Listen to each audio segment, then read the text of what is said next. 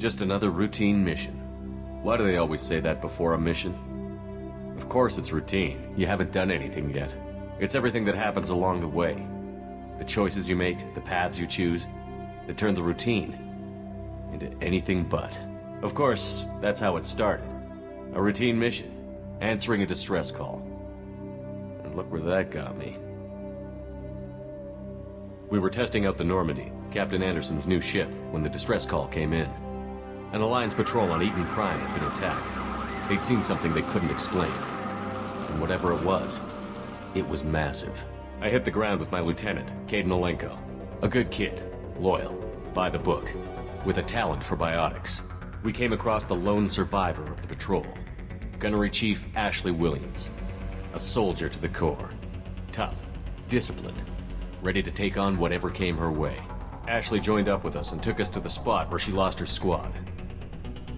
That's when we saw it. The ship. Like nothing I'd ever seen. It was massive, scorching the colony and everything around it as it blasted away. We followed the path of destruction to an artifact, a beacon left by a long-dead race called the Protheans. The colony had dug it up, and whoever attacked them had tried to take it. Chief Williams made the mistake of getting too close. It hit her with some type of energy. I grabbed her and threw her out of the way. And that's when it hit me. Hard. Every muscle in my body went rigid. I couldn't move. Could barely breathe. Everything went black. And then I saw something. A vision. Dream. Nightmare. By the time I woke up, we were halfway to the Citadel on our way to meet the Council. I was expected to explain what I'd seen. Anderson came along. So did Adina, our political representative on the Citadel. With those two heavyweights, it seemed reasonable we could persuade the Council that the ship we'd seen was a potential threat, as was the individual behind the attacks. The main suspect for the Eden Prime massacre was a Turian Spectre named Saren. He'd been seen by one of the survivors from the colony at Eden Prime, and there was some evidence to suggest that the ship was connected to Saren. But even Adina's pointed accusations weren't enough to convince the Council. They just couldn't believe one of their chosen elite Spectres could be guilty of something like that. They needed proof, which meant I needed proof. Fortunately, I wasn't alone in my search. Garrus, another Turian, wanted to help. A top agent for Citadel Security. Despite orders from his superiors that he shouldn't get involved, he told me he was suspicious of Saren, and he had some useful leads. More importantly, he was willing to share them. That led me to Rex, the biggest, nastiest-looking Krogan bounty hunter I'd ever seen. He turned out to be more than just a brute. It was his intel that led to a fugitive with incriminating evidence on Saren. The fugitive turned out to be an energetic little Quarian named Tally. A tech expert with a knack for hacking, she'd procured some information on Saren. Evidence that proved Saren was dirty. Tally's evidence proved that Saren was responsible for the massacre on Eden Prime, and that the immense warship we'd spotted was in fact Saren's flagship. But it went much further. Saren was trying to find a way to bring back a race of sentient machines from dark space. Machines allegedly responsible for cleansing the galaxy of all organic life. These Reapers were blamed for wiping out all life 50,000 years ago, including the Protheans, then disappearing back through the mass relays to dark space, leaving no trace they'd ever been. That explained why Saren was after the beacon, and it made some sense out of my visions. But not much else. We couldn't convince the Council that the Reapers were a threat, but they agreed Saren had to be stopped. They stripped him of his Spectre status and gave me the honor of becoming the first human Spectre. My first task? Bring down Saren. Anderson decided to stay behind, giving up his ship, the Normandy. He told me I would need it more than he would. He also pointed me in a direction. Liara, a Prothean expert, adept in biotics, and maybe most importantly, daughter of Benezia, Saren's top lieutenant. And like most Asari, as beautiful as she is intelligent, and born with a unique ability to meld with other species. Liara was able to help me decipher some of the vision the beacon had given me. Nothing concrete, but it gave me some clues. And a new appreciation for the Asari. Her technique for accessing my vision was unexpected, but not at all unpleasant. Ashley was a little concerned about the connection I shared with Liara. As commander, I knew either relationship had the potential to interfere with the mission. I told Ash I wasn't interested in Liara. I had my eyes on someone else. But we agreed we wouldn't let it get in the way of our mission. Finding Saren. Thanks to Liara's help, we had our next lead. Benezia.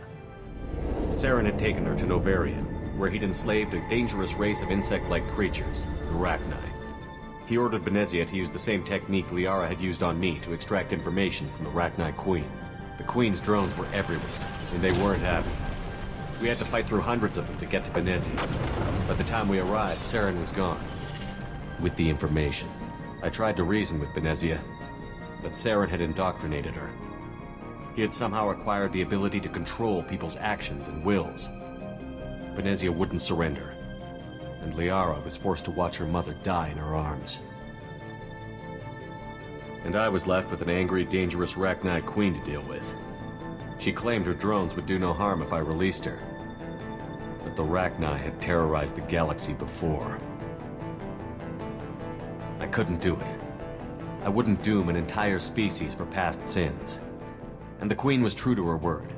She left and took her army of drones with her. With Saren's top lieutenant dead, he was quickly running out of time and places to hide. I tracked him down at his base on Vermeer, but we soon learned it was more than a base of operations. It was a breeding ground. Saren was breeding an army of Krogan.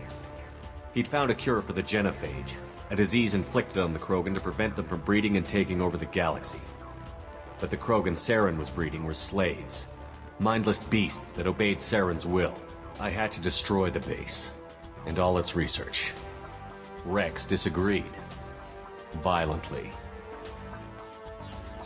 Rex wanted the genophage cure for his people. I tried to convince him to help me destroy it, that these Krogan weren't real. But he wouldn't back down. Fortunately, Rex is smarter than he looks. He realized this wasn't the way to help his people, and that Saren was the real threat. When we finally got to the center of the base, I realized just how close Saren was to completing his plan. He was already in communication with the Reapers. Sovereign, Saren's flagship we'd all assumed was just a ship, was a Reaper. It spoke to me, threatened me. I could feel the menace it had for every living thing. It wanted me dead. It wanted us all dead. And I knew it was capable of doing just that. What I couldn't understand was why Saren would help it. But there was no time to think about it. Sovereign knew where we were. We had to destroy the base and get the hell out. I split up my team in 2 squads, sending Ash with one and Kaidan with the other as a distraction. We had a nuke, and we planned to use it. Before we could detonate the bomb, Saren showed up. We fought. I stalled him to make time for my team. And in talking to him, I realized the truth. It wasn't Saren who was indoctrinating everyone. It was Sovereign. The Reaper.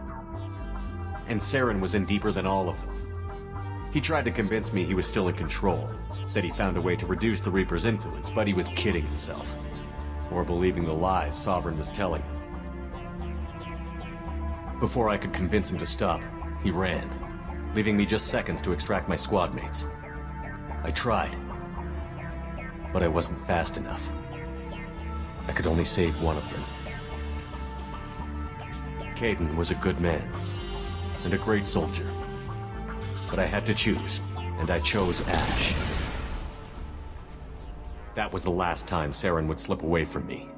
I knew then, the next time we met, one of us would die.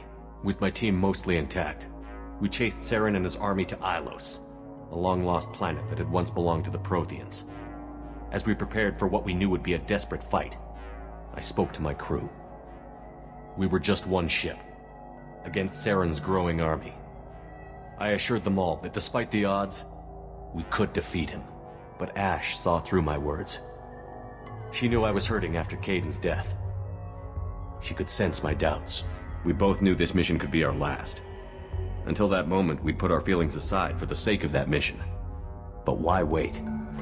We gave in to each other, and it was perfect. while it lasted. We arrived on Ilos, close behind Saren. Once on the planet, we discovered a Prothean databank that helped me put the final pieces of my vision together. The Reapers had come 50,000 years ago, and every 50,000 years before that, each time purging the galaxy of life. The Protheans had fought and died, like every species before them.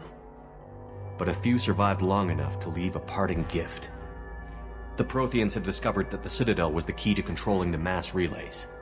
By sabotaging the Citadel, they found a way to close the relays to dark space, slowing the Reapers' return, giving us the time we needed to find a solution to stop the Reapers once and for all. Saren knew this. He was leading his army to take control of the Citadel and re-establish the relays to dark space, bringing the waiting Reapers here to destroy us all. We followed him to the Citadel. It was intact, but heavily damaged.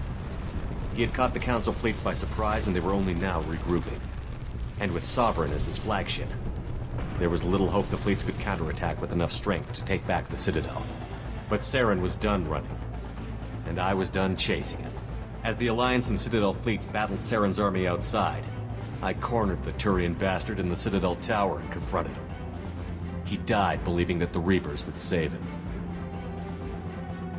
As I fought to regain control of the Citadel, the Council's flagship, the Destiny Ascension, fell under attack. Despite Saren's death, Sovereign and Saren's army continued to fight. The Council was aboard the Destiny Ascension, and they were requesting assistance. But I knew in order to help them, I would have to put our human Alliance fleet in jeopardy. The Council had to be saved. They represented the hearts and minds of the galactic community.